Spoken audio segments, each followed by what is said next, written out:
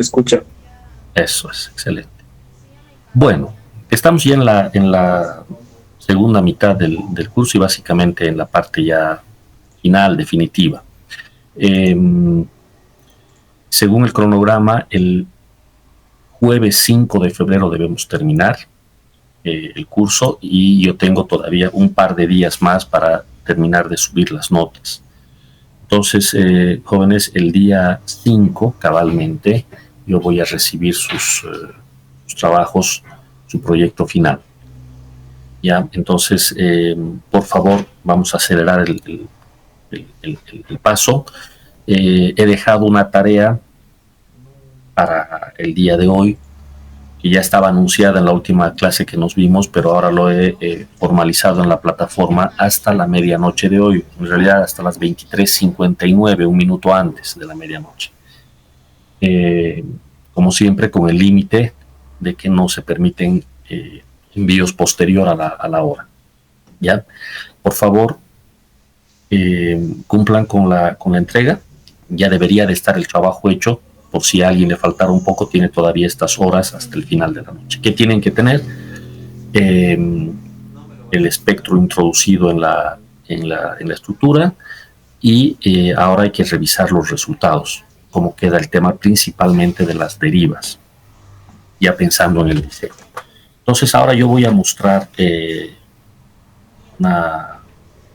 digamos, el procedimiento que hay que seguir para hacer este control y el día de mañana nos vamos a encontrar de manera presencial para que ustedes puedan mostrar sus trabajos y aclarar algunas dudas en la clase. No vamos a hacer una revisión como la vez pasada, uno por uno, sino más bien es la idea de que ustedes puedan llevar sus trabajos y poder más rápidamente hacer digamos, aclarar dudas en presencial, que es más ágil si ya todos llevan sus trabajos, ¿ya?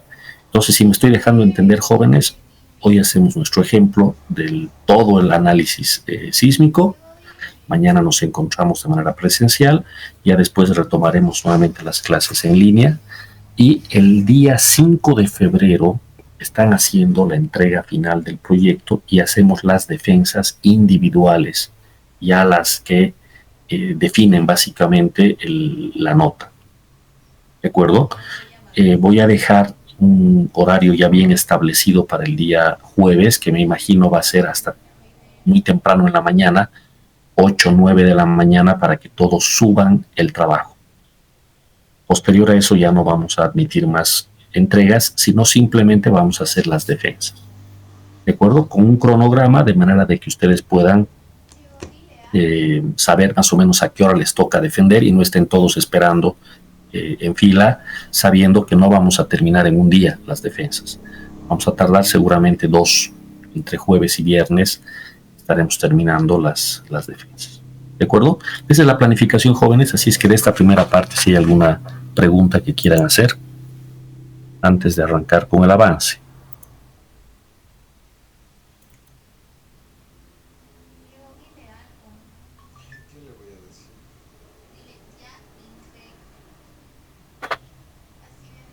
No hay preguntas. Muy bien. Entonces, vamos a retomar lo último que estuvimos analizando.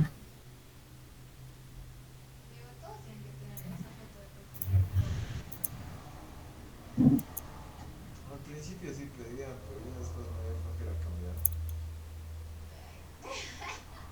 A ver, quiero ver a tus compañeros.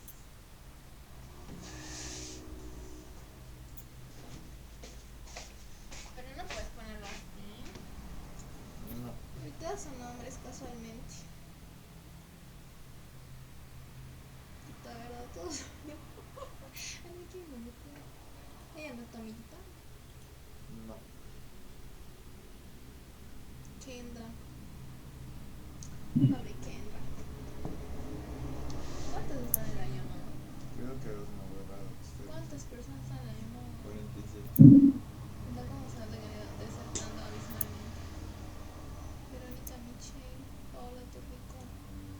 Puta, las mujeres están acá son todas.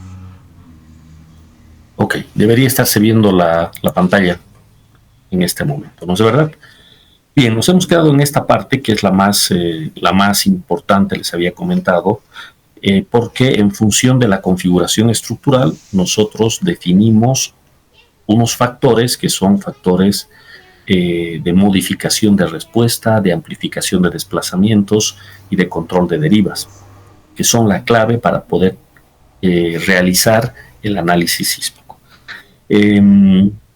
El sistema estructural es fundamental. Ya en la última clase yo me había quedado justamente en esta parte, mostrando lo que es un sistema de pórticos, en donde o no hay muros estructurales, o si es que existen, el aporte es muy pequeño, no, no rebasa el 25% de la acción, o más bien del cortante basal, el, el, el pórtico, ¿sí? Si se entiende esta situación, a ver, lo voy a tratar de dibujar aquí, más o menos el problema sería este.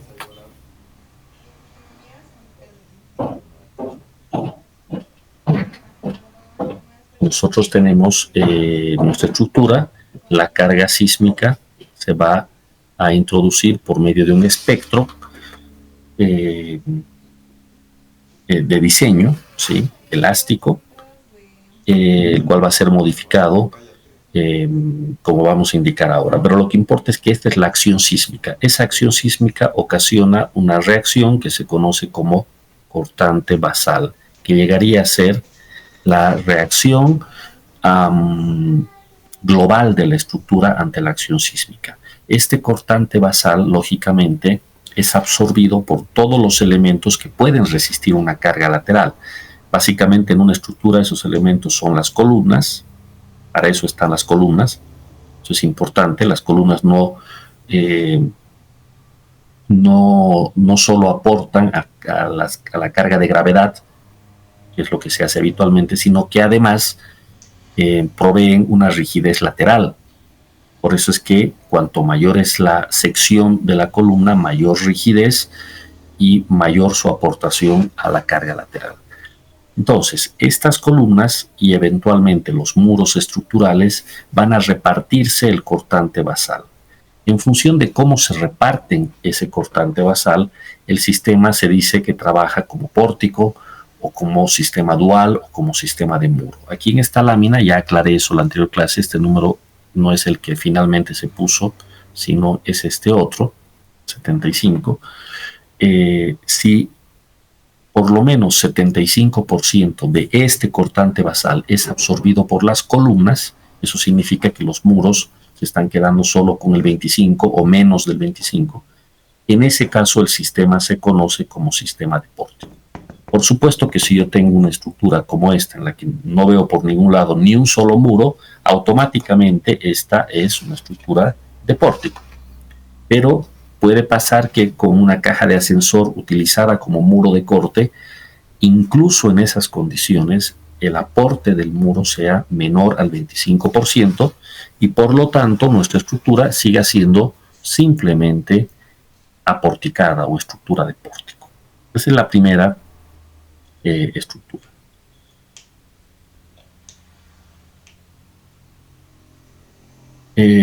Antes de hablar del, bueno, pasaré a esta que es el que me interesa más en este momento, el sistema de muros y el sistema dual, que ya lo había comentado también. Aquí se ven algunas imágenes y cómo queda una estructura con muros. Evidentemente destaca el muro estructural, ¿de acuerdo? En los modelos como en Robot o en ETABS destacan los muros con un color diferente en la versión que usamos habitualmente en los programas, y en la vida real, repito, es muy notoria la participación del muro. Es evidente que tenemos aquí un muro estructural.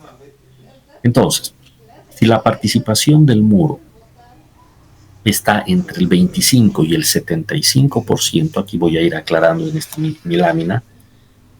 Reitero que estos números no estaban actualizados porque hubo una versión inicial de esta norma que al final no fue la que se oficializó. Aquí está. Se llama sistema dual o sistema mixto si el muro aporta entre el 25 y el 75%. Ya aquí hay un aporte considerable, más del 25%, y automáticamente el sistema se conoce como sistema mixto o dual. ¿Y en qué caso se conoce como sistema de muro? Bueno, cuando hay tal cantidad de muro que más del 75% de importante es absorbido por estos.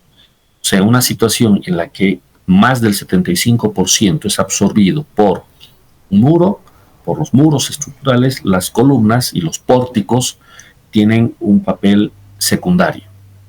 Entonces, básicamente, todo el diseño sísmico se hace a partir de los muros. ¿De acuerdo? Entonces, esas tres alternativas tenemos para el diseño: sistema de pórticos, sistema dual y sistema de muros. ¿Cuál es más económico? Bueno, habitualmente el sistema de pórticos es más económico, porque un muro estructural ocupa una cantidad importante de hormigón, un volumen grande de hormigón. Entonces, de preferencia, los muros estructurales, no abusar de ellos, sino ponerlos solo cuando es necesario, ¿sí? Sobre esto hay que aclarar también algunos aspectos. Una estructura como la que se ve aquí en este modelo o en este otro es relativamente común para la acción sísmica en Bolivia, pongamos en Cochabamba. Pero una estructura completamente de muros tendría una planta muy, muy llena de muros, y la verdad es de que es poco probable que en Cochabamba, por ejemplo, tengamos la necesidad de un sistema de estas características. Tendríamos que tener algo muy especial, tal vez demasiada irregularidad, una estructura con mucha torsión, etcétera, para llegar a un sistema de muros. Entonces, habitualmente ese no es el caso. Este es el menos probable de ocurrir. ¿De acuerdo? Lo digo para que cuando ustedes hagan sus pruebas no exageren aumentando y aumentando y aumentando muros, porque probablemente la solución al problema de las derivas no sea aumentar muros, sino simplemente acomodarlos mejor. La misma cantidad de muros, de acuerdo al mismo volumen de hormigón, puede resolver el problema de las derivas simplemente acomodando mejor los muros. ¿Okay? Entonces, el modelo que habitualmente funciona mejor es el dual. Habitualmente. No hay una regla tajante, por supuesto, en la ingeniería eso no existe, pero habitualmente el sistema dual es el que mejor se comporta, al menos para una acción sísmica como la que tenemos en Cochabamba. ¿Ok? Bueno, entonces ahora el asunto es qué se hace con esto, por qué es tan importante definir esta situación. Y antes de pasar, necesitamos mirar a los sistemas con vigas planas o sin vigas, que ya lo hemos comentado varias veces. Es un sistema particular en el que está aceptado por la norma boliviana de diseño sísmico, con la condición de que se provean ábacos y se provean vigas planas de más de 40 centímetros de base. Si hay necesidad de poner 60, 70, 80 centímetros de base, ningún problema. De hecho, es preferible. ¿De acuerdo? Y además, los muros estructurales que tienen que existir, no es opcional acá. Si ustedes optan por un sistema con viga plana, tiene que haber muros. O sea, el sistema no puede ser aporticado, tiene que ser dual o de muro. ¿Se entiende? Si a ustedes les sale que el modelo, el diseño les está quedando de pórtico y tienen viga plana, estamos mal. No puede quedar de pórtico, tiene que ser dual, por lo menos. ¿De acuerdo? Y en esas condiciones los muros tienen que ser diseñados de manera especial, muro especial, como indica aquí el texto, y las columnas también tienen que ser especiales.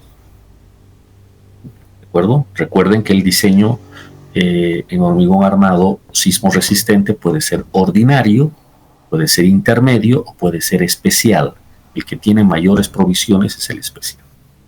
Entonces, este es el respaldo teórico que nosotros tenemos. Ahora, para hablar del coeficiente o factor más bien de modificación de respuesta R y del factor CD, acá hay un sustento conceptual que es muy importante. Ustedes como usuarios, como ingenieros practicantes de esta, digamos, de esta norma, cuando les toque diseñar, pues pueden simplemente buscar el ERE que dice la norma y se acabó, continuar con el diseño. Pero es importante conocer el concepto, qué es lo que está detrás de todo esto. ¿De acuerdo? El asunto es el siguiente. Esta gráfica muestra el cortante basal, el base shear, como se dice en inglés, el cortante basal, y del lado de las abscisas aparece el desplazamiento en el tope del edificio, roof displacement, el desplazamiento en el techo, digamos, ¿no es verdad? En el punto más alto del edificio. Entonces, se entiende que cuanto mayor es la carga lateral, la acción sísmica, el cortante basal va a ir aumentando también. Y la relación entre el cortante basal y el desplazamiento lateral, en principio es lineal, como todo. Lineal y elástico. Pues al principio el comportamiento es así, como se puede ver. ¿De acuerdo? Y así es como nosotros analizamos de manera lineal y elástica. Sin embargo, la respuesta real de la estructura, a partir de cierta deflexión o cierto cortante, que aquí está marcado como V1, deja de ser lineal y pasa a ser no lineal. Entonces aquí yo tengo dos curvas, la curva en azul, que es la respuesta real, y la curva en punteada negra, que es la respuesta lineal elástica. ¿De acuerdo? Entonces, claro, para desplazamientos grandes, analizar como en la curva punteada en negro no es real. Es una exageración. Así no se comporta la estructura. Para un cortante mucho más bajo, como por ejemplo este cortante VY, ya el desplazamiento de la estructura es prácticamente influencia, en el sentido de que grandes desplazamientos con poco cortante. En términos de no linealidad, la estructura habría ingresado en un comportamiento no lineal. ¿De acuerdo? Entonces vean, la curva que está en rojo, que se llama la envolvente bilineal, trata de expresar mejor a la curva real, que es la que está en azul. Son dos líneas rectas, siempre es más fácil matemáticamente pensar que el comportamiento es lineal a pensar en un no lineal. El no lineal es muy complicado. Entonces aquí es donde los ingenieros que se dedican a la sismoresistencia han encontrado una manera de hacer que el análisis no sea muy complicado, que siga siendo lineal, pero que no sea tan impreciso. Miren, si nosotros hiciéramos el análisis lineal elástico con esta línea punteada, nos estaríamos alejando muchísimo del comportamiento real, muchísimo. Aquí es donde entra el factor de modificación de respuesta R. ¿En qué consiste el truco, vamos a decir entre comillas? Consiste en hacer un análisis elástico lineal, pero introducir una modificación, una reducción, que es este R, que hace que este análisis estático lineal baje a ser lo más parecido posible el análisis inelástico, que es el real. Vean que aquí esta flecha en verde recibe justamente el nombre de factor de modificación de respuesta. Si ustedes notan, ese factor lo que hace es, desde el punto más alto de la curva lineal elástica, que aquí le llaman VDE, es el límite elástico, ¿sí? Desde ahí se está bajando la curva hasta este punto sumamente bajo, que es el VRDE, que básicamente es el cortante que se va a utilizar para fines de diseño. ¿De acuerdo? Entonces lo que hay que hacer es reducir con un factor R. Ese factor R está formado por la suma de tres componentes: un factor de reducción por ductilidad, un factor llamado de redundancia y un factor llamado de sobreresistencia. En este curso de estructuras especiales me basta con nombrar estos factores y no corresponde ir más allá, más profundo. Ya casi eso sería hacer un curso de análisis no lineal de estructuras para entender con más profundidad qué son estos factores. Pero yo pienso que esta curva es suficientemente clara para que el estudiante de la materia entienda que a la respuesta elástica lo que tiene que hacer es bajarle por medio de un factor R hasta llegar a un cortante que es más realista y que toma en cuenta el comportamiento no lineal y para condiciones de diseño, que sería este ERD. ¿De acuerdo? Entonces, ¿qué hacemos con este R? Este R, bueno, aquí tengo una figura más que enseguida voy a regresar. Este R ha sido introducido en una tabla que es muy importante aquí. Como estoy mostrando la versión preliminar, esta era una presentación que hice hace un tiempo, quizás esto no está coincidiendo. Enseguida vamos a ver exactamente en qué numeral está la tabla, en la norma, tal como se ha publicado. Pero lo que quiero que me entiendan es esto. El R del que estaba hablando está aquí. Yo defino el sistema estructural, sistema de pórticos. Muy bien, quiero que el sistema sea de pórticos, pero intermedio resistente a momento. Este que está aquí, donde estoy poniendo el puntero. Ya, entonces, los coeficientes que tengo que usar estarían aquí. Sería este y este. Si es que se opta por un sistema de pórtico. ¿Quién decide esto? El ingeniero que está calculando. Entonces, lo que usted tiene que hacer es, primero que nada, definir qué sistema estructural va a usar. Una vez que define, se anota estos coeficientes. Del R ya le estoy hablando, reitero, en palabras sencillas. Aquí está el comportamiento. Y esto hay que reducir para obtener el cortante en fase de diseño. Ahí está el R. Ahora, habitualmente lo que hacemos no es calcular el cortante y reducirlo, sino se hace lo siguiente. Agarramos el espectro, aquí está el espectro, y nosotros dibujamos el espectro elástico.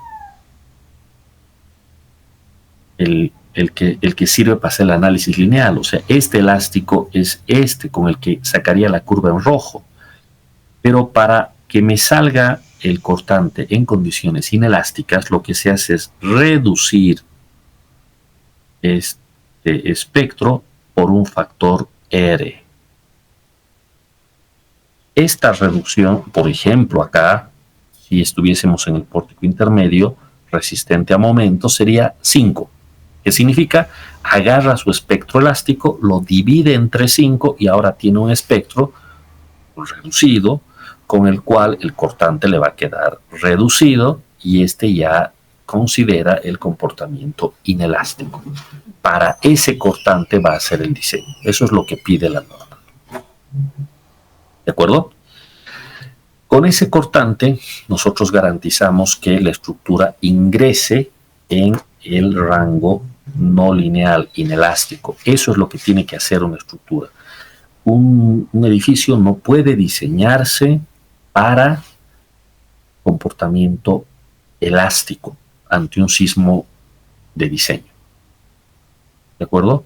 Para el sismo de diseño de 0.22 de aceleración pico de terreno en Cochabamba, que es un terremoto muy importante, no podríamos esperar que la estructura permanezca en el rango elástico. La estructura tiene que ingresar en el rango inelástico, por lo tanto tienen que verse, para empezar, fisuras, deformaciones permanentes, pero sin que la estructura colapse. Ese es el desafío. ¿De acuerdo? Y esto lo controlamos con este factor R. Como usuarios de la norma, que es lo que están ustedes aprendiendo acá en este curso, basta con que ubiquen esta tabla y escojan el valor de R y ya está, y tengan una noción de dónde viene esto. Si alguien quiere profundizar más toda esta situación, la pregunta obvia es, ¿y de dónde han sacado, quienes han hecho esta norma, de dónde han sacado estos valores? ¿Por qué 8 y luego 5 y luego 3? ¿De dónde?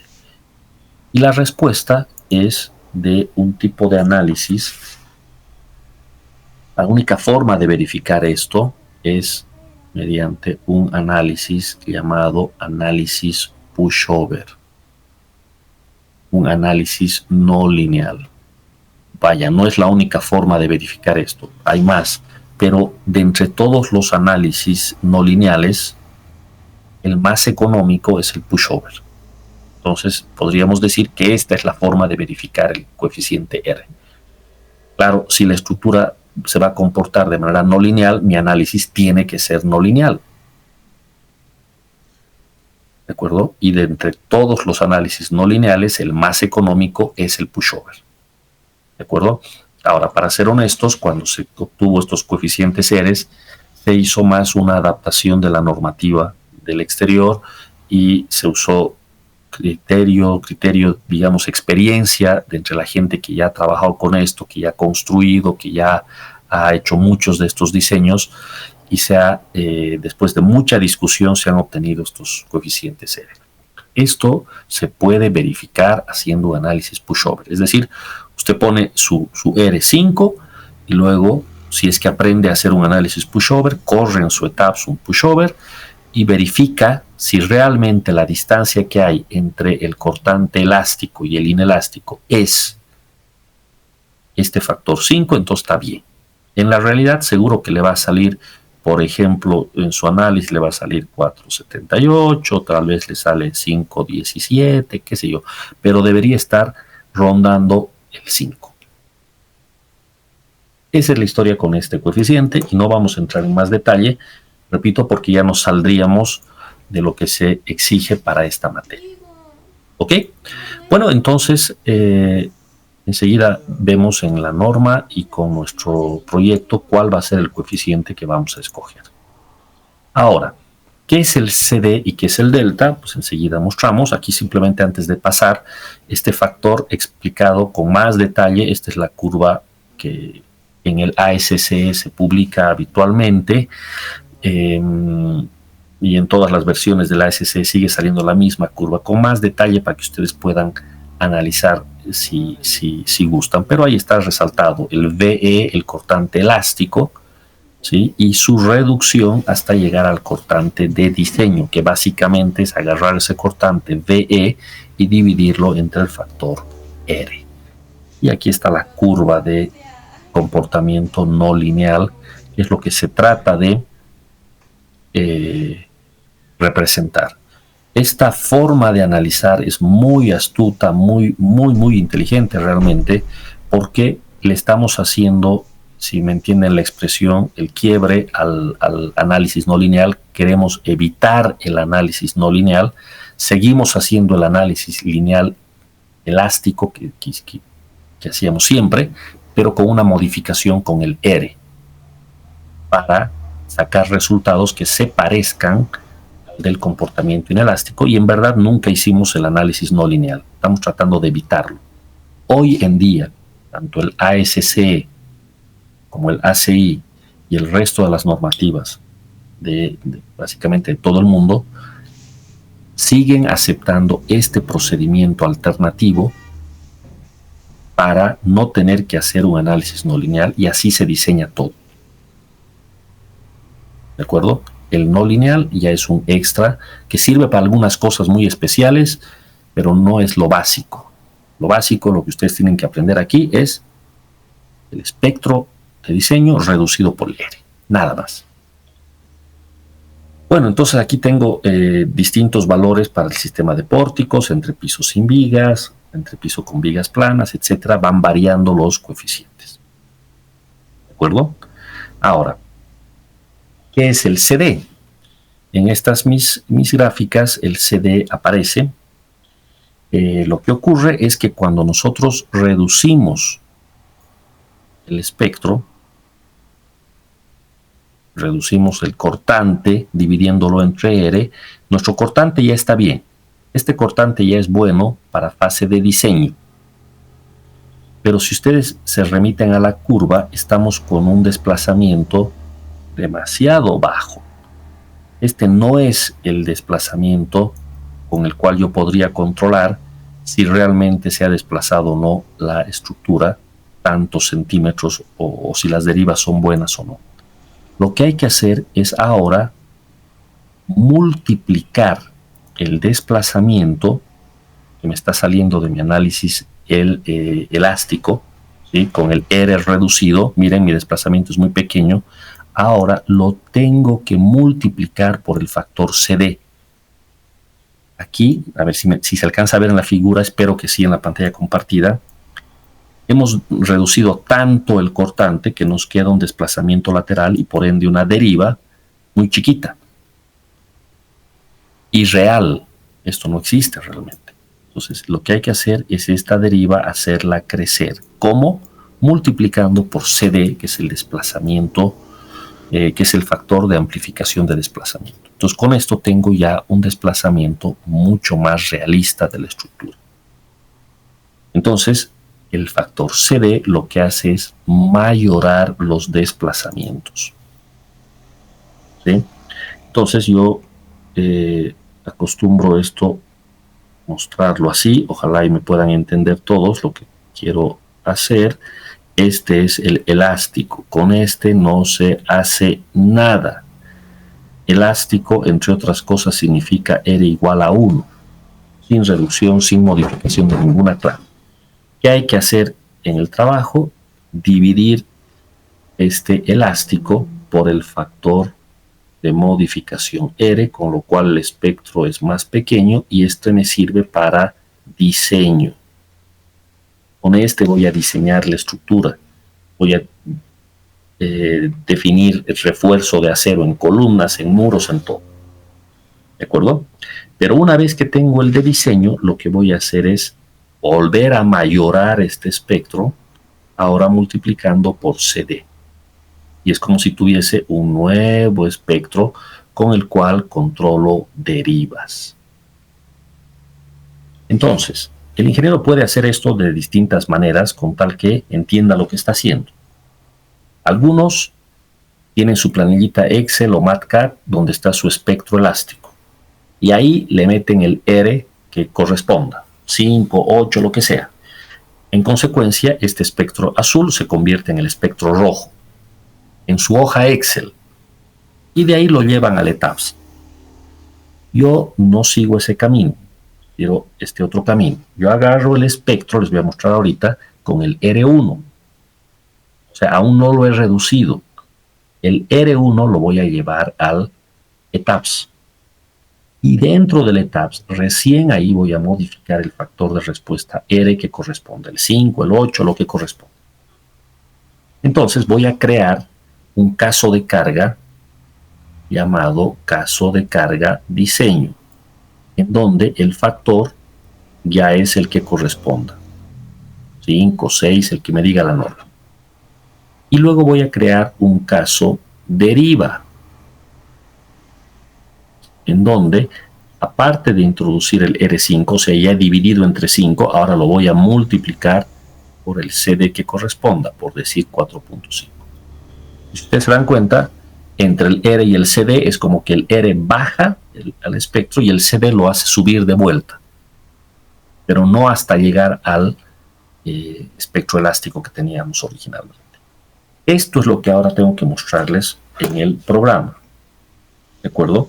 Repito, hay varias formas de hacer esto, cada ingeniero ve cómo modela esto. Lo que importa es que al final tenga un caso de análisis con la modificación R, es decir, para diseño, y otro caso con el R y además el CD, que es para controlar derivas.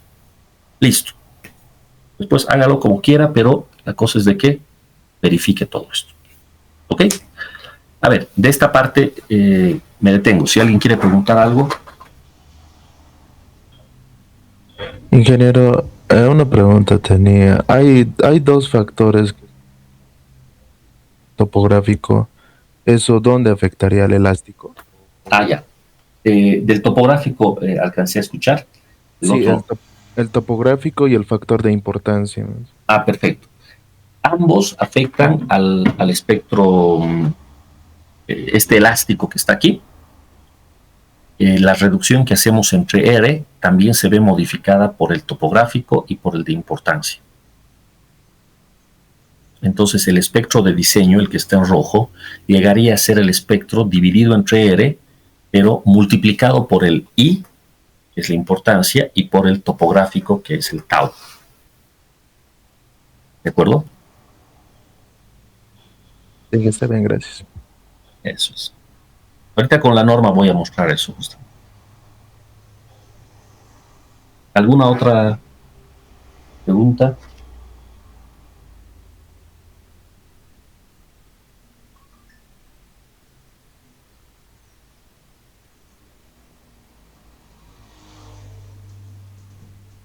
Perfecto.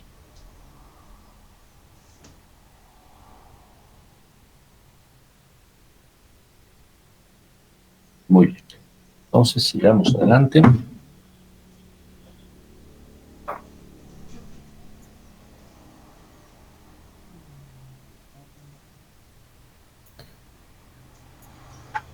Básicamente con eso ya estamos. Claro, esta lámina puse aquí justamente para mostrar que ahí están los espectros, el elástico y el de diseño. Vean aquí reducido. Básicamente con un pushover se puede verificar si este R es correcto o no. ¿Sí? Eso es, pero no vamos a entrar en detalles sobre esa situación. ¿Sí? Aquí este otro puntito que también la norma lo menciona y quizás ustedes se van a topar con esto. Es una pregunta que habitualmente los constructores nos hacen. ¿Puedo usar viguetas prefabricadas, Inge? Y la respuesta es no, si queremos hacer un diseño sísmico. Y si sí quiere usar un diseño sísmico, pues cumpla con toda esta lista de condiciones. Para empezar, no hablemos de edificios de más de 30 metros desde la rasante. ¿De acuerdo? Viguetas empotradas en las vigas de borde. ¿Sí?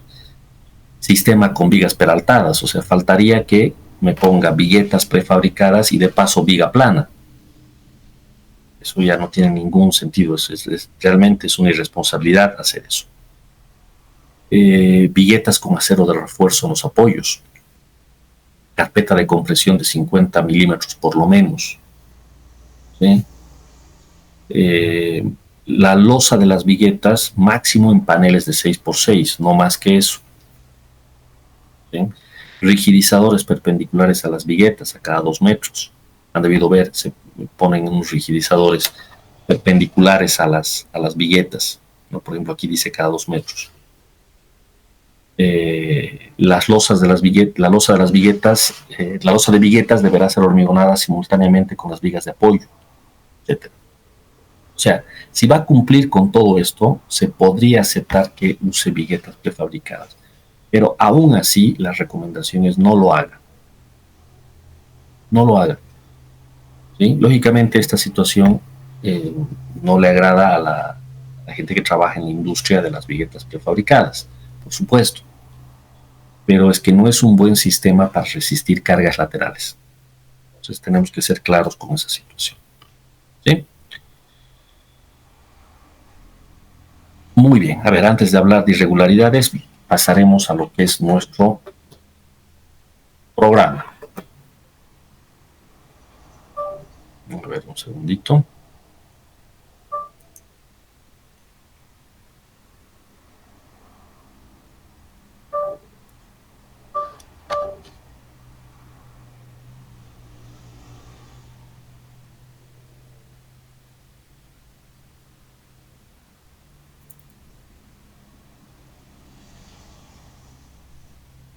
Parte de lo que acabo de explicar, ahora lo voy a mostrar con el programa. ¿Ya? Si bien esta clase no es de uso de un programa en específico, o sea, no es un manual de uso del ETABS en todo caso, pero obviamente necesitamos manejar esta herramienta de una manera adecuada para que el análisis sea realista. Si ustedes son usuarios de SAP, hay pequeñas variaciones. Si son usuarios de CPCAT hay muchas variaciones, tienen que realmente leerse bien el manual para poder utilizarlo correctamente al CPCAT.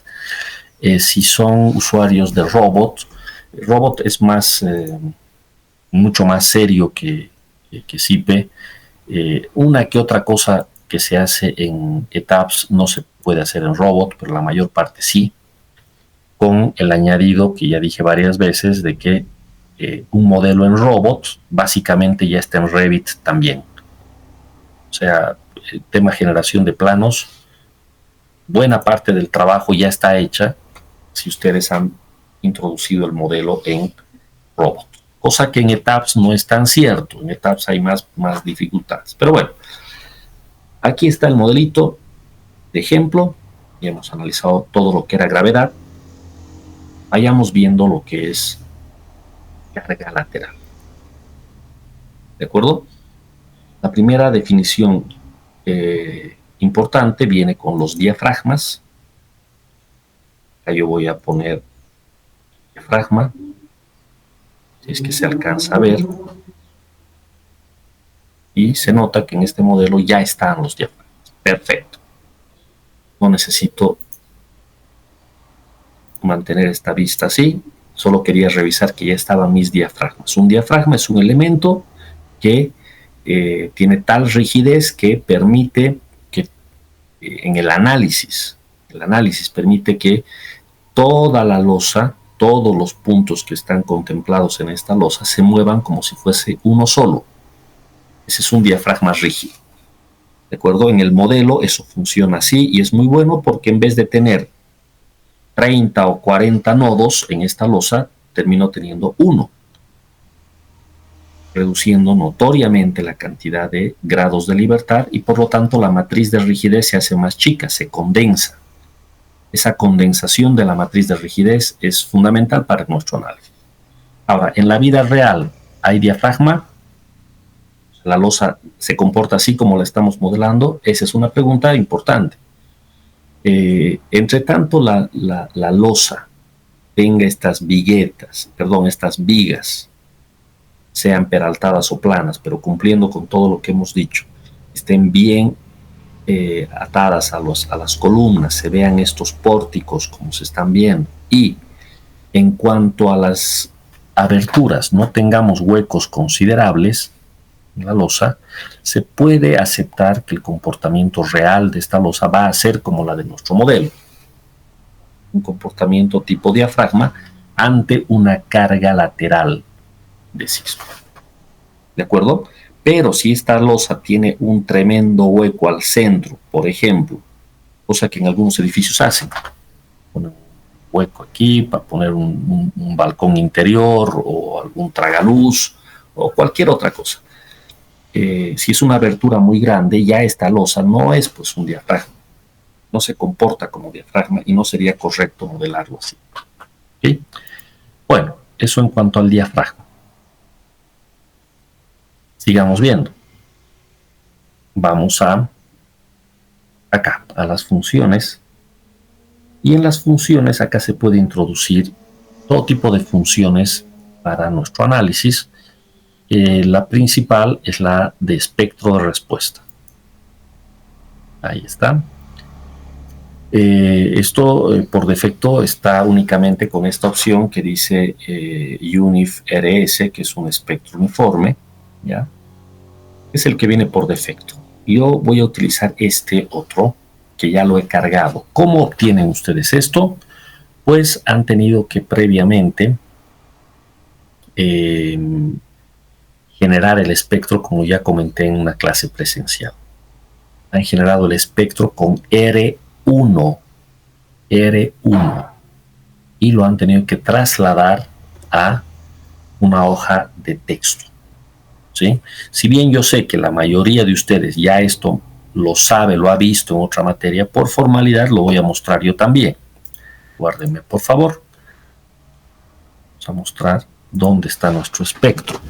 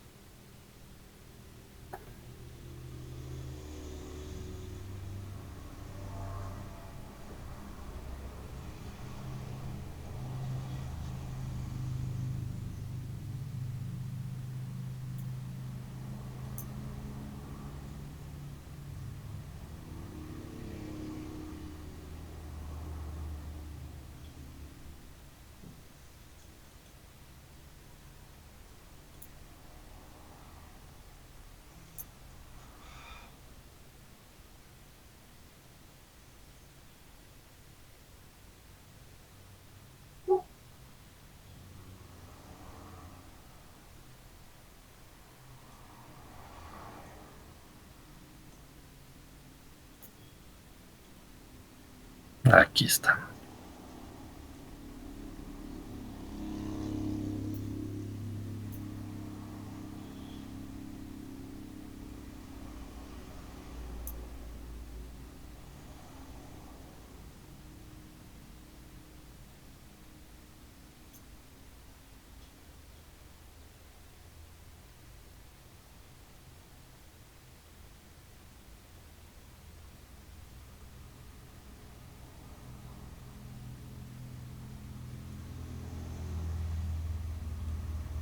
Ahora sí.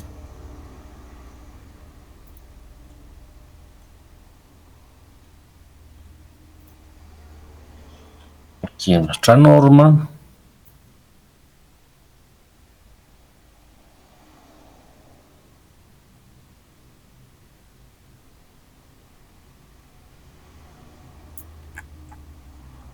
Aquí está la tabla que les estaba mostrando antes, es la tabla 8. Oficialmente aparece así, no como en mi presentación que decía 6 algo. Esta es la versión ya definitiva que quedó en la norma, tabla 8. ¿De acuerdo? Entonces, vamos a definir de una vez con qué configuración estamos para el proyecto. Yo tengo vigas planas, no me queda más que venir a esta parte de acá y vean que no tengo casi dónde elegir, tengo que usar lo que está aquí puesto. Debo de introducir esto. Entonces nos vamos a acordar, R es 5.5, estamos en entrepiso plano, losa nervada, bidireccional con ábaco en un sistema dual de columnas especiales y muros de corte especiales con vigas planas de más de 400 milímetros. CD 4.5 y la deriva máxima es de 9 por 1000. Eso es.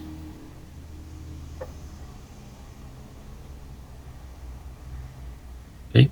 No tengo más opciones, así es que básicamente es la única que disponía. Sigamos. Quiero mostrarles el espectro. Aquí está. Este es nuestro espectro de respuesta. Que si ya han hecho su curso de sismoresistencia o esta misma materia antes, ya lo conocen. Es la forma típica del espectro. 4 ramas. La primera rama lineal ascendente, la segunda rama es una meseta, la tercera es una inversa y la cuarta es una inversa pero al cuadrado, 1 sobre t cuadrado. ¿Qué necesito?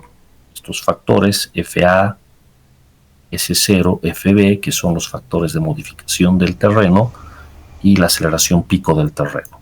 El periodo T sub 0 está aquí, es donde termina la zona lineal. El TS es donde termina la meseta, es el periodo corto, y el TL es en la transición del inverso y el inverso cuadrado, es el periodo largo. Todo aparece aquí en cuestión de ecuaciones. Ustedes definen FA, FB, S sub 0, ya tienen estos valores numéricos. Lo único que faltan son los T's, T sub 0, TS, TL, que dependen nuevamente de FB y FA.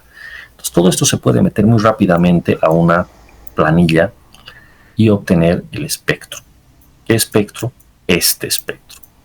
¿Cómo se llama este espectro? Espectro elástico. Trae la pseudoaceleración arriba, en ordenada, y el periodo en la abscisa. De nuevo, aquí podemos detenernos mucho y hacer un análisis muy profundo de qué cosa es esto. Pero ya nos saldríamos del objetivo de esta materia, que es básicamente que ustedes sepan cómo utilizar todas estas cosas. Pseudoaceleración llega a ser la aceleración, la respuesta de aceleración de la estructura. A mí no me interesa demasiado la aceleración del terreno, sino lo que me interesa es la aceleración de la estructura, la respuesta de aceleración de la estructura, que por supuesto no es la misma. ¿De acuerdo? La interacción suelo-estructura es muy compleja, la respuesta de aceleración de la estructura es bastante compleja también. ¿Ok? Y en la abscisa aparece el periodo. Este es el periodo de vibración de la estructura. ¿De acuerdo? Entonces esto se podría entender sin entrar en mucho detalle. Se podría entender de esta manera. Aquí está nuestra estructura. Viene el sismo. La estructura entra en vibración. Vibra de una manera compleja, pero al final de cuentas tiene varios modos de vibración, cada uno con un periodo. Entonces agarro ese periodo, por ejemplo el periodo del primer modo, T1, y lo que hago es simplemente ingresar a esta figura, a este espectro. ¿Dónde estará el T1? Por decir, está aquí. Entonces simplemente hay que entrar acá, esta gráfica, muy fácil. Si ya me la dan la gráfica, esto es muy fácil. Tengo T1 y por lo tanto tengo la aceleración, la pseudoaceleración, aún en un porcentaje de la gravedad. ¿Para qué me sirve la aceleración? Física básica. Si tengo aceleración, tengo fuerza. Y si tengo la fuerza, actuando sobre la estructura, esa fuerza se puede distribuir sobre cada uno de los niveles y sobre cada uno de los elementos, columna y muro. Y ya con eso tenemos la carga sísmica en términos de fuerza distribuida sobre toda la estructura. Eso es en síntesis.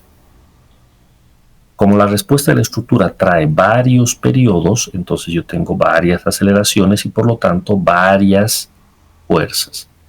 T2, T3, etc. Lo interesante es que cada modo de vibración trae un periodo menor al anterior. O sea, el modo 1 trae un periodo que es más grande que el modo 2. T1 es más grande que T2. Y lo propio, el modo 3 trae un periodo que es menor que el del modo 2 y así sucesivamente. Ahora, lo interesante de esto es que la misma gráfica nos permite analizar todos los modos de vibración de la estructura. Yo solo necesito un espectro y con esto analizo todo. Es más, el mismo espectro lo puedo usar para distintos edificios. Claro. Tengo varias estructuras en la misma ubicación geográfica, entonces tengo el mismo espectro. Lo interesante es que el periodo de vibración de cada estructura varía según la geometría, el alto de la estructura, las secciones y demás. Aquí tengo la estructura 1 y aquí tengo la estructura 2. Mismo terremoto, a la misma hora, todo igual. La vibración de esta, sin embargo, es distinta. Y aquí hay un componente aleatorio importante, ¿no? Que puede que dos estructuras similares tengan respuestas muy distintas, porque en sí no eran tan similares, tenían sus diferencias. Puede que sean similares en altura, que se hayan construido más o menos al mismo tiempo, pero que su configuración es diferente. Entonces a una de las dos le va peor que a la otra.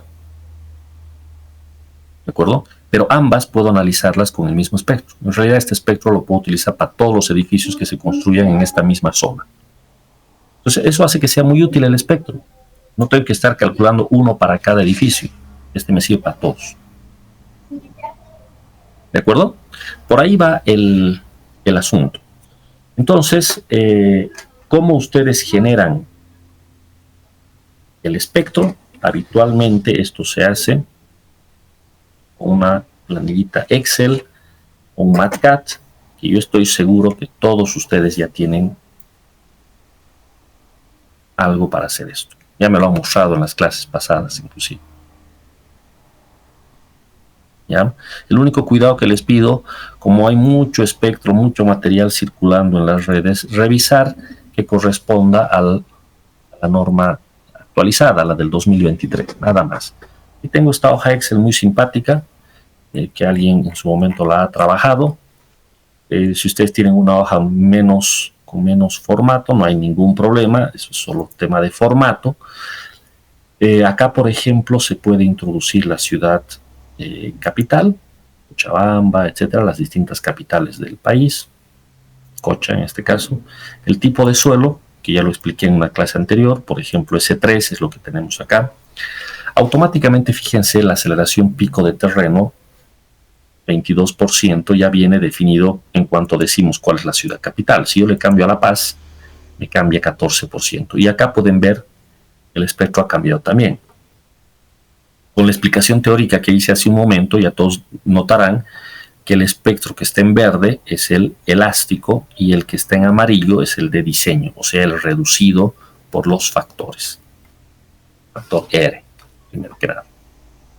Entonces, volviendo acá, yo voy a cambiar Cochabamba y pues C3, aceleración 0.22.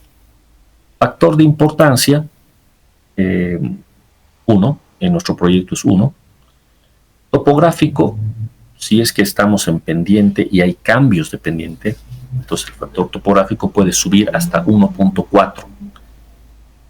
En el proyecto que estamos analizando, realmente el lugar donde se ha emplazado la estructura es plano. No hay topografía que valga, esto es 1. Coeficiente de reducción, bueno, ya lo borré, pero me parece que era 5. A ver, ayúdenme, ¿cuánto dijimos?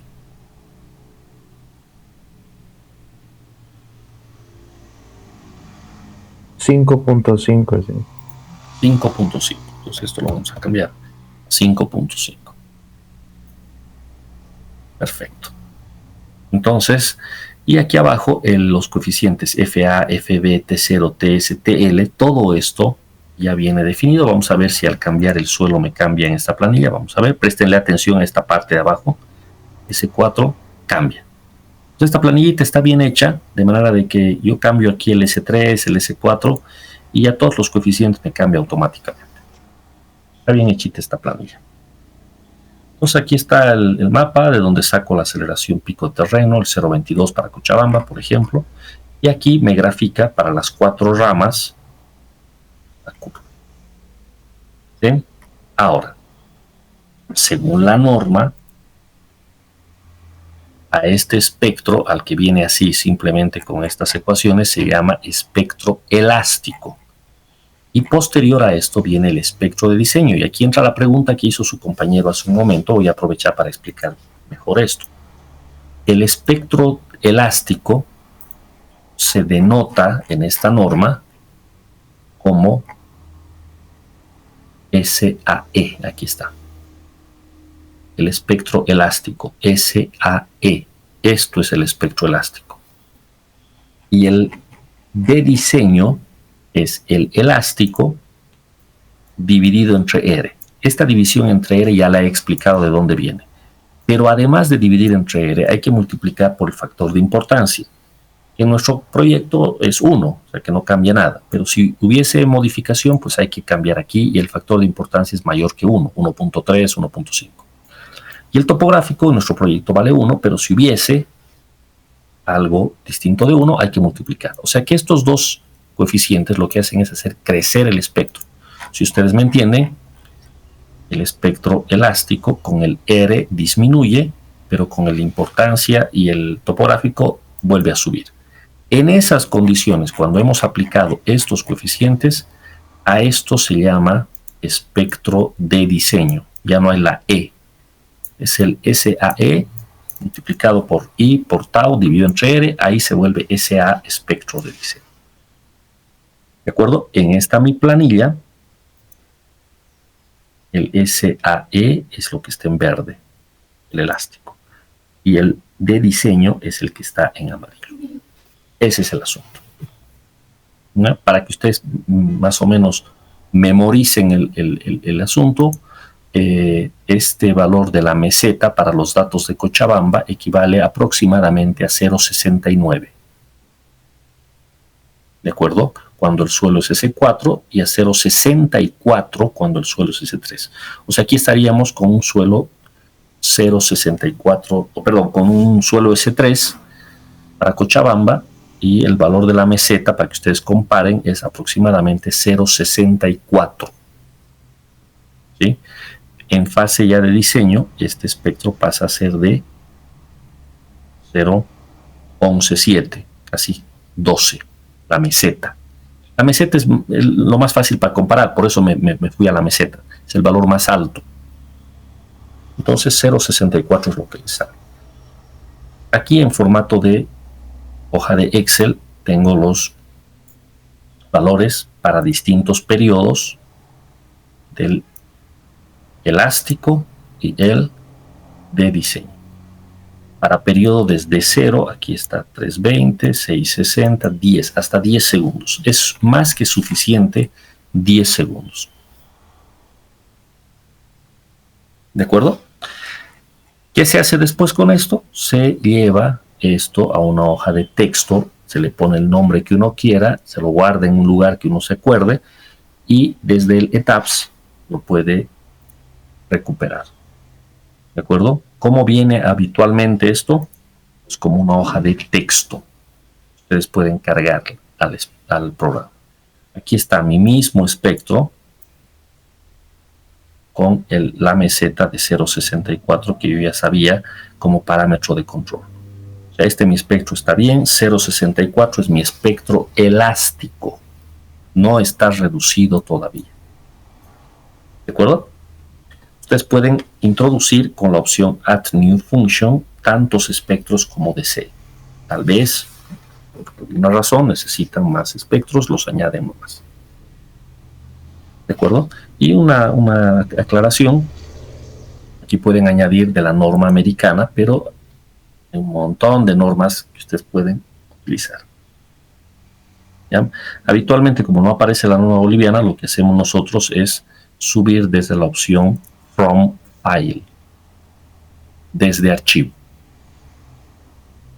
Y aquí buscan en dónde está, con este browse, buscan dónde está su archivo de texto. Yo ya lo tengo hecho acá, así es que lo voy a usar directamente. ¿De acuerdo? Aquí le dan un OK y ya tienen su función. ¿Alguien ha tenido dificultad para introducir su espectro? ¿Podría avisarme ahora? Inge, yo tenía una consulta. A ver, adelante. En el texto de la descripción, lo que nos muestra ahí es que mete el espectro de diseño. Saca con las ecuaciones el espectro de diseño, pero lo multiplica también por la gravedad, por 981. Y eso quería preguntarle. ¿Por qué lo multiplica? Porque eso es lo que mete, y el de diseño lo mete. Perfecto. O sea, el espectro tiene que venir multiplicado por la gravedad, sin duda. Aquí la propia norma lo dice. Aquí está como una versión de G, ¿no? La aceleración se mide en metros segundo cuadrado. Yo tengo que meter metros sobre segundo cuadrado. Cuando yo digo 0.22, lo que estoy queriendo decir es 0.22 multiplicado por G para que eso me dé en metros sobre segundo cuadrado. Entonces esa multiplicación la hacemos al final. Y habitualmente un número más fácil de recordar es el 0.22 de la aceleración del pico. O aquí la meseta. ¿Cuánto dijimos la aceleración, en la meseta? 0.64. Listo, 0.64 por G. Entonces lo correcto es siempre multiplicar por G. ¿De acuerdo?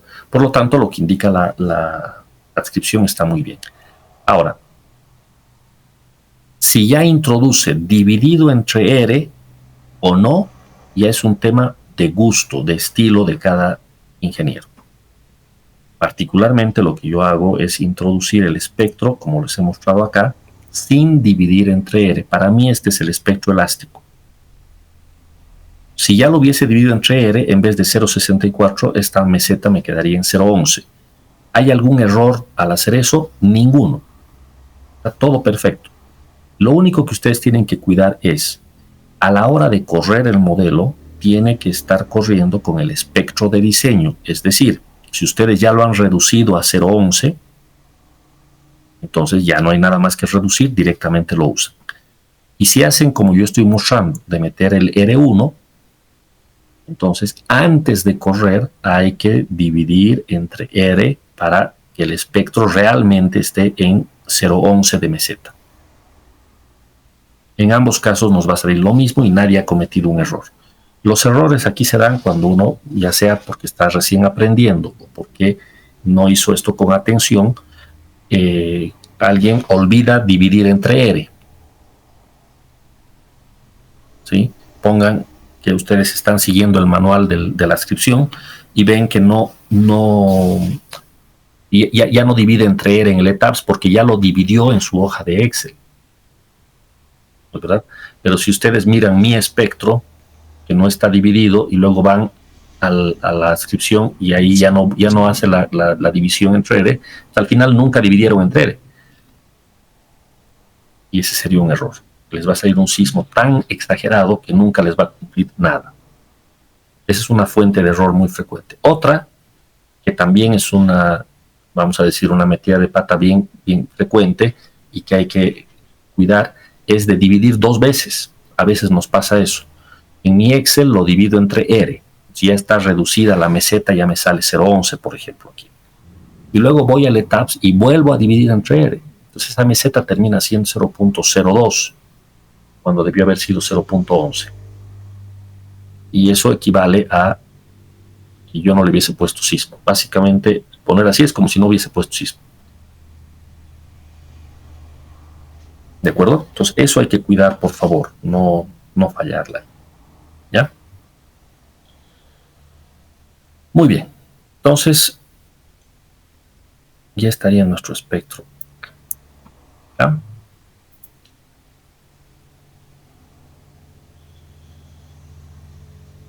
Siguiente. Fuente de masa, mass source. Ingresan aquí, por defecto hay un mass source que se llama así, como se está viendo. Y esto viene así. Como yo tengo el modelo corrido, no me deja editar, pero yo creo que se distingue lo que está en el fondo. Si ustedes tienen cliqueadas algunas de estas casillas, desmárquenlas y solamente dejen la opción basado en patrones de carga, en los patrones de carga especificados.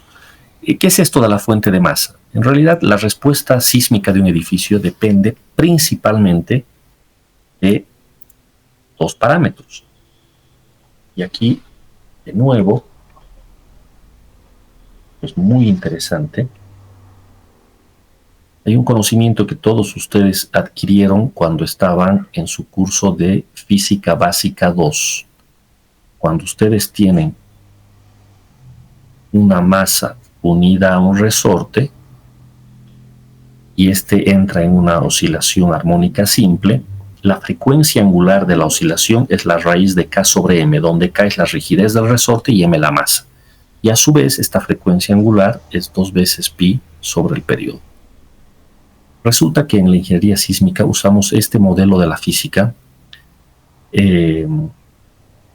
por lo cual la rigidez y la masa son las 2 claves para poder entender esto. El único asunto es de que como la respuesta a la estructura, como vibra la estructura es muy complejo, lo que se hace es dividir la vibración de la estructura en modos de vibración, que de nuevo es algo que en Física 2 estudiamos. El modo de onda estacionaria, modo 1, modo 2, modo 3. Esto les han tenido que explicar y se han pasado conmigo Física Básica, yo mismo se los he explicado. Son modos de vibración. Cada modo de vibración tiene su propio periodo. ¿Cómo se ha calculado este periodo?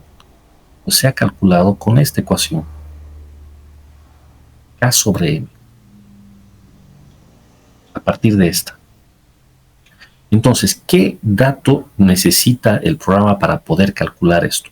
Necesita la rigidez, que viene de las secciones de columna y muro, y necesita la masa. Ahora, ustedes dirán, pero bueno, la masa del edificio, o sea, ¿qué complicación puede tener la masa del edificio si yo tengo incorporado el peso específico del material, tiene las secciones, todo eso? Sí, el problema es que cuando decimos masa, no nos estamos refiriendo a la masa del edificio basado en su peso propio nomás, sino la masa sísmica considera el peso propio, la carga adicional, la carga muerta adicional y la carga viva. O sea, la masa sísmica del edificio toma en cuenta todo, no solamente el peso propio de la estructura. Pues lógicamente la carga muerta tiene que ir al 100% y la viva sería demasiado poner 100%, entonces se suele poner un porcentaje. Ahí está esto. Entonces es muy importante decirle al programa cómo queremos que considere la masa. La masa considera una fracción de la carga viva. Entonces esto es lo que pide la norma. ¿Ya? Por favor, a tomar en cuenta esto, ya estaría definida nuestra masa sísmica considerando una fracción de la carga viva. Y entonces ya con eso tendríamos la rigidez, la masa, y con esto puede salir la frecuencia. Y a partir de ahí ya todo lo demás va a ir saliendo, los periodos y demás. ¿Sí? Listo, entonces por favor, esto lo van a poner así. Ahora hay otro detalle más, al cual yo voy a regresar más adelante. Hay esta opción que dice ajustar la masa lateral del diafragma para mover el centroide de masas en una cierta dirección. Esto se utiliza cuando tenemos problemas de irregularidad, torsión. No lo voy a usar yo de inicio. Primero voy a correr sin esto y después veré si necesito usar o no esta situación. Así es que por el momento esto lo dejo así. ¿Ok? Listo, ya está mi masa sísmica. ¿Qué más tengo que definir? Opciones de P delta. Si bien esto no está directamente relacionado con el análisis sísmico, pero es fundamental en un edificio alto. El P delta es un tipo de análisis no lineal que toma en cuenta desplazamientos grandes. El problema de los grandes desplazamientos es que la matriz de rigidez se ve alterada. Cuando yo tengo desplazamientos pequeños, la matriz de rigidez es una sola, no cambia, pero si yo tengo un desplazamiento grande, la matriz de rigidez cambia. Cambia porque ya la ubicación de cada nodo ha cambiado notoriamente. Eso hace una complicación adicional muy importante en la matemática, porque en vez de tener yo una matriz de rigidez, tengo que iterar tomando en cuenta desplazamientos. Se desplaza un poquito, recalculo matriz de rigidez, hago el análisis y otra vez se desplaza otro poquito y recalculo la matriz de rigidez y así voy haciendo iteraciones. Otra vez me estaría yo saliendo hacia lo que es análisis no lineal, que no es objetivo de este curso. Pero lo que yo quiero que me entiendan es que tienen que hacer en un edificio alto el análisis P delta necesariamente porque el desplazamiento es grande. Ahora, ¿cómo se activa el análisis P delta? En SAP, en ETAPS, esto se hace de esta manera. El método de análisis es iterativo, tiene que estar marcado iterativo basado en cargas. Tiene que contemplarse el 100% de la carga muerta. Entonces, carga muerta, si yo tuviese aquí peso propio y super det, los dos tendrían que estar. Yo en mi ejemplo tengo solo en det, todo, peso propio y muerta no estructural. Entonces le pongo 100%. Y la viva, 20% es suficiente. ¿De acuerdo? Entonces, ¿qué es lo que está haciendo el programa? Va a hacer ese análisis iterativo tomando en cuenta desplazamientos grandes y afectación a la matriz de rigidez. Cuanto más se desplaza lateralmente una estructura, aparecen momentos adicionales en las columnas y en los muros, momentos que en un análisis sin P delta no se notarían y sería un error no tomarlos en cuenta. Por lo tanto, el P delta tiene que estar activado sin pensárselo dos veces. Con esto ustedes se aseguran de que los momentos ya están mayorados, lo suficientemente mayorados como para poder diseñar con confianza columnas y muros. ¿Ok? Listo. Entonces P delta ya está. No hace falta que le cambien el resto. Aquí dice convergencia de 1 por 10.000. Lo dejan y tiene que funcionar bien. Entonces P delta ya está. Más información sobre P delta irá a un curso de análisis no lineal que ya está fuera de lo que estamos aquí analizando. Y una pregunta. Sí, dígame. Para la fuente de masa, igual tenemos que considerar la carga muerta y sobrecarga, si es que en mi caso está así. Correcto. Buena pregunta, porque yo aquí en mi ejemplo tengo todo en la carga det nomás. Ya, ¿Sí? Está bien, ingeniero, muchas gracias. Eso es. Perfecto.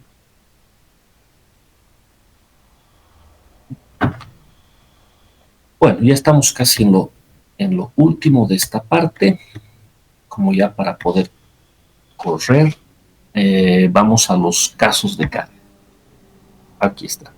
Por defecto, en los casos de carga, ustedes van a tener la carga muerta no estructural, la carga viva, hasta ahí. Y el resto, estos casos que yo estoy mostrando, no los tendrían que tener. Debe de haber en su modelo un caso llamado modal. Pero como pueden ver en mi ejemplo, yo tengo dos modales y es porque yo he añadido uno. ¿Cómo es esta historia? Y tengo este que se llama modal eigen. Le voy a dar a mostrar. Aquí está. Esta es la plantilla para análisis modal en el ETABS. ¿Ya? Hay dos tipos de análisis modal, basado en eigenvalores y basado en vectores de Ritz. Ambos corresponden a un procedimiento matemático para llevar adelante el análisis modal. Ambos tienen su complejidad matemática. Es más complejo Ritz que el de eigenvalores nomás. Por lo tanto, es preferible ir por el más sencillo de inicio, o sea, usar el de eigenvalores. Si ustedes son usuarios de Robot, van a encontrar que tienen más opciones inclusive, no solo estas dos. Pero en ETABS, en SAP, tienen estas dos. ¿De acuerdo? Entonces, en función del programa puede variar el método matemático. Acá les dice qué fuente de masa, qué análisis P delta, todo lo que ya hemos definido. Y aquí abajo, esta configuración es importante. ¿Cuántos modos de vibración como máximo? 12, dice. Entonces, una vez más yo tengo que hablar de los modos de vibración. Entonces, vuelvo a repetir esto que ya dije hace un momento. La estructura, esta que la estoy viendo aquí atrás, esta estructura, cuando llegue el sismo, va a vibrar de una cierta manera. Esa vibración, esa respuesta es muy compleja. Entonces aquí los matemáticos, los físicos, se han dado cuenta de algo que no es exclusivo de la ingeniería estructural, sino que se usan en otras ramas de la física también, que es descomponer el movimiento complejo en varios movimientos más sencillos. Es un procedimiento muy interesante que recibe el nombre de análisis modal. ¿En qué se basa? En vez de querer analizar un solo movimiento complejo, lo voy a descomponer en varios movimientos más sencillos y además independientes entre sí. A cada movimiento le vamos a llamar modo de vibración. Entonces tengo el modo 1, tengo el modo 2, el modo 3, etc. ¿Cuántos modos? Bueno, yo decido cuántos quiera. En esta plantilla, por defecto, están 12 modos. ¿Ok? Entonces, generalmente, con 12 modos es suficiente. Pero hay que verificar si está bien o no. El número de modos puede crecer a tanto como, qué sé yo, 50 modos, 70 modos, etc. Por cada grado de libertad que tenga la estructura, hay un modo de vibración posible. Como hemos definido diafragmas, pero no en todos los pisos, me están sobrando algunos nodos que no están como diafragma y demás. Por cada nodito hay 3 grados de libertad, porque se puede desplazar a la derecha o izquierda, arriba, abajo, ¿no es verdad? Y adelante y atrás. Son 3 grados de libertad cada nodo. Entonces, simplemente hay que contar el número de nodos que tiene la estructura, a pesar de que hemos puesto diafragmas, y por cada nodo multiplicar por 3 y tengo el número de modos de vibración posibles. Lo bueno es que no necesito, pónganle ustedes que en total hay 180 modos posibles. Lo bueno es que no necesito analizar los 180. Con 12 puede que sea suficiente. ¿Cómo saber si es suficiente o no? Mañana en la clase presencial yo voy a explicar la verificación que hay que hacer. Pero de inicio 12 es una buena aproximación. ¿De acuerdo? ¿Qué se hace con cada modo? Cada modo de vibración es una respuesta, un movimiento independiente de los otros. Cada uno tiene su propio periodo. Es como si la estructura vibrara de manera diferente en cada modo. ¿Sí? En la vida real no existe esto. En la vida real la estructura se mueve de una sola manera, compleja. Para mi análisis, esa respuesta compleja está dividida en varios movimientos más sencillos llamados modos de vibración. Entonces, para que yo pueda completar mi análisis, necesito tener un número adecuado de modos de vibración para que la respuesta sea lo más parecida a la real. ¿De acuerdo? Y yo tengo que de alguna manera combinar los modos. Por lo tanto, necesito algún procedimiento matemático de combinación modal.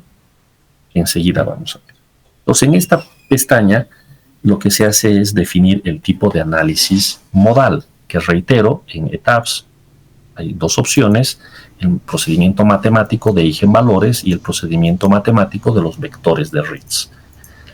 Ahí están los dos. ¿Ya? ¿Qué les pido en este curso como ejercicio académico? Les pido que ustedes prueben los dos. Aquí tenemos la ventana, el resto no se toca nada. Este sería el modal eigen. Y que generen uno nuevo. Aquí le pueden dar añadir nuevo caso modal, que sea el modal Ritz. Todo es lo mismo, solamente que aquí en el Ritz hay que añadir los patrones de carga muerta y viva, que se añade de esta manera. Acá fíjense que en el Ritz también se pone el máximo número de modos, 12, lo mismo. Entonces tengan ambos análisis modales. ¿Para qué? Esto es solo para el curso. Ya en la vida real, cuando ustedes hacen esto, prueban con el más simple, eigen. Si todo sale bien con el análisis modal eigen, listo, paso al resto de las tareas. Pero si tengo problemas con el eigen, voy a un modelo, a un método matemático más robusto, como es el Ritz. Y ya ahí tiene que funcionar. A veces eigen se pierde, no logra convergencia. Mientras que Ritz, no. Ritz es más potente, Ritz sí lo logra. Pero ¿para qué voy a ir con una herramienta súper pesada como el Ritz para un problema sencillo? Entonces es más razonable empezar con eigen y luego recién si necesito ir a Ritz. Pero ustedes en este curso van a probar los dos por razones académicas. ¿Ya? Luego viene el sismo de diseño. Ustedes de nuevo ponen añadir nuevo caso, ponen aquí response spectrum y aquí pueden cargar el espectro.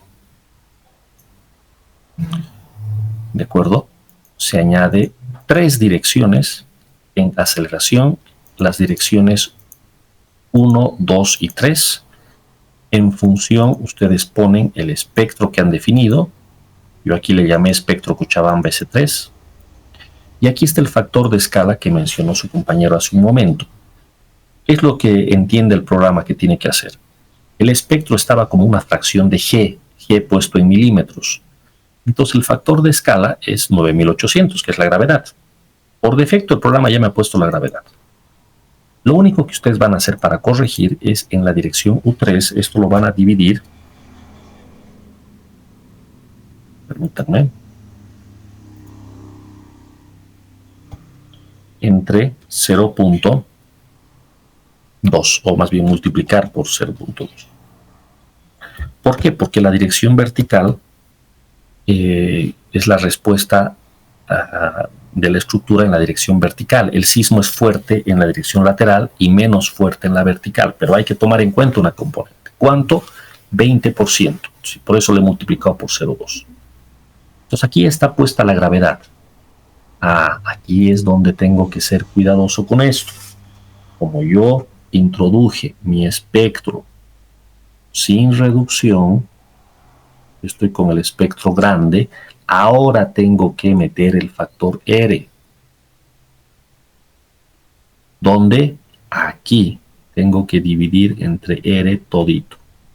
Porque de otro modo estaría trabajando con el espectro elástico y me estaría equivocando. Entonces, ahora voy a dividir entre R, y R vale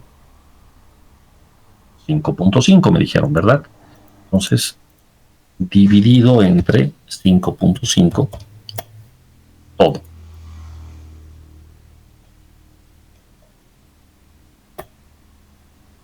Este es el factor de escala. Si hubiese habido factor topográfico, aquí multiplicaba por el topográfico. Si había importancia, multiplicaba por la importancia. Y con eso corrijo mi espectro. Ahora ya mi espectro está en condición de diseño. A esto le puedo llamar sismo diseño o el nombre que ustedes quieran, pero que represente eso. En la parte de modal case, como tengo distintos tipos de modales, Eigen y Ritz, escojo con el que quiero. O sea que voy a tener que aquí escoger uno de los dos. Habitualmente uno primero chequea resultados de los modales y con el que quede mejor, con ese nos quedamos. Y ya para los casos de carga, usamos solo el bueno, no hay necesidad de que probemos los dos. Ya sabemos cuál de los dos es el bueno y ahí está. Por decir aquí Eigen. Luego está marcado el método de combinación modal, que aquí tengo una lista. El primero se llama CQC y es el que pide la norma boliviana. ¿Para qué? Para hacer esto. Hay que hacer combinación modal mediante un método matemático que tiene su complejidad, que en un curso de dinámica estructural podemos estudiarlo con más cuidado, pero es un método matemático de combinación modal. Listo, este programa lo puede hacer, ahí está. ¿Cuál pide la norma boliviana? El método CQC. ¿Cuál está por defecto en ETABS? Justo el CQC. Aquí abajo dice tipo de combinación direccional. Por defecto SRSS. A este lo voy a dejar. O sea, en este lo voy a dejar. Voy a explicar mañana con mucho detalle porque hay algo muy importante que decir sobre esto. Por el momento lo dejo así. Modal damping dice 0.05. Lo dejo así. Y en excentricidad del diafragma, lo más práctico es aquí añadir una excentricidad pedida por norma, que es de 0.05 en todos los diafragmas. Pues con esto ya se está tomando en cuenta una excentricidad de tipo accidental que puede haber, que siempre se pone un mínimo de 5%. Entonces, así estaría configurado mi sismo de diseño. ¿De acuerdo? Como yo ya tenía uno que se llamaba sismo de diseño, en vez de OK le voy a dar cancelar, porque en realidad aquí está mi sismo de diseño que ahora se los voy a mostrar. Es exactamente lo que acabo de mostrar hace rato. Nombre sismo de diseño, los factores que hace rato les he mostrado, todo igualito, incluyendo la excentricidad de 0.05. Este es mi sismo de diseño. ¿De acuerdo? Finalmente, aquí tengo unos casos llamados derivas, pero esto está relacionado al tipo a la dirección, y esto quiero explicarlo mañana. Entonces, hasta aquí necesito que esté actualizado su modelo y que mañana todos los grupos lleven una máquina por lo menos. Una máquina a la clase presencial porque vamos a hacer las pruebas en la clase. Repito, no vamos a revisar grupo por grupo, sino vamos a pasar clase de avance. Pero todos tienen que tener completo hasta aquí. Si pueden adelantarse un poquito ya viendo esto de los casos de derivas en la descripción, mejor. Pero yo lo voy a explicar mañana. ¿De acuerdo? Hasta aquí, jóvenes, nuestro avance. ¿Quieren hacer alguna pregunta antes de irnos? Inge, una consulta. Sí, dígame. Yo en mi Excel ya lo multipliqué por la gravedad, entonces en ese factor de escala, en su sismo de diseño, ahí sería el mismo factor. Claro, si ya está multiplicado por G en tu hoja de Excel, este factor tiene que ser 1. O sea, originalmente era 9800, ¿no ven? Entonces, en vez de 9800, tú vas a partir de 1, porque ya está multiplicado. Ahora, depende la unidad, porque fíjate que aquí el programa me ha reconocido la unidad en la que estoy trabajando, está en milímetros. Entonces, tú tendrías que multiplicar por 1000, no por 1, por 1000. Por esa razón, por esa razón es preferible no hacer esas multiplicaciones en la hoja de Excel, sino todo ponerlo directo en el ETABS, a no fallarle a la unidad. Imagínate que le pongas por 1 y era por 1000, o sea, básicamente no has puesto sismo, en vano estarías haciendo todo. ¿No? Si no, tengan cuidado, por favor. Inge, yo tengo otra duda, por favor. Sí, adelante. Antes de hacer la corrida, ¿debemos asignar brazos rígidos a la estructura? Es preferible asignarle ya los brazos rígidos. Lo puedes hacer. Lo puedes hacer. ¿Y qué valor debemos usar en el factor rígido? Mira, hay un valor que por defecto aparece. ¿No es verdad? Que me parece que es 0,5. No sé si estás viendo tu máquina tú ahorita. Creo que sale 1 por defecto. Ya, que llega a ser el 100%. Lo que pasa con ese brazo rígido es que toma en cuenta, bueno, justamente eso, hasta dónde ese nodo, esa unión va a ser considerada rígida. ¿Ya? El 1 ya está suficientemente bien. Si quieren hacer algo un poquito más fino, lo pueden bajar a 0,8, a 0,5, pero no tenemos una certeza de ese valor. No tenemos. ¿Ya? Si ustedes lo dejan así como está el valor por defecto, está yendo por el lado seguro. ¿Sí? Entonces es preferible. Si se quiere optimizar un poquito, pueden ir a un 0,5, un 0,8. Pero no tenemos demasiados argumentos para variar ese brazo. Yo particularmente no le presto demasiada atención a los brazos rígidos por esa razón. Si entramos en una discusión ahorita de qué valor tomar, uno pone 0,5, el otro pone 0,7 y los dos son igual de imprecisos. O sea, ninguno tiene la posibilidad de decir es más certero mi valor. Mientras que el que lo deja en el por defecto es más confiable. Es menos óptimo, pero es más confiable. Entonces yo prefiero dejarlo ahí y no poner directamente brazos rígidos. Si tú gustas, puedes incorporarlo. En la descripción se ha puesto eso y no hay problema. Ya, Inge, gracias. Ok. Bueno, Una entonces, pregunta tenía. adelante. En la asignación del espectro de respuesta hay un apartado que es el damping. ¿Esos 5% nomás tomamos igual? Sí, 5% nomás le vamos a poner. Está bien, gracias.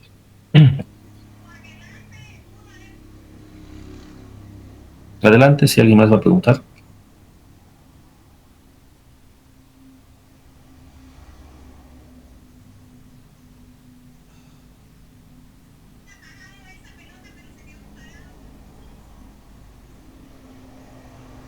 Ok.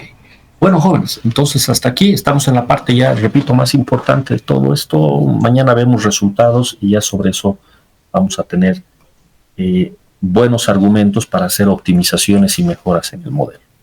¿De acuerdo? Por favor, y con esto termino, tomen en cuenta que tienen que hacer planos estructurales y que tiene que alcanzarles el tiempo hasta el 5 de febrero. Sin planos no hay nota. ¿De acuerdo? Por favor, utilicen este tiempo que ahora hay para poder ya ir agilizando esa situación. Vean cómo pueden sacar sus planos estructurales. ¿De acuerdo? Eso, jóvenes. Bueno, mañana nos encontramos en la clase presencial 11:15 en el aula 91C, donde ya hemos pasado un par de veces. ¿Ya? Hasta mañana, jóvenes. Buenas tardes. Mañana, ingeniero. Hasta luego.